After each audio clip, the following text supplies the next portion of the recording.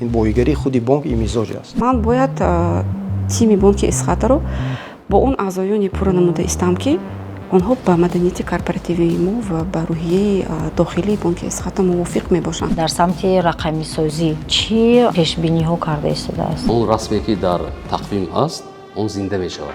хавфи асъорӣ, хавфи амалиётӣ, хавфи бозорӣ. диққати инвесторони дохилию хориҷа ба идоракунии маҳз ҳамин намуди хавф зиёд шуда истодааст. доштани чунин низом қимати ташкилотро баланд мекунад. наметарсидед ки муваффақ намешавед? Тими бонки Исхата ин омили асосии рушди он аст. мо метавонем мо худамон метавонем чанд тавсияи шуморо барои мутахассиси хуб шудан бидам.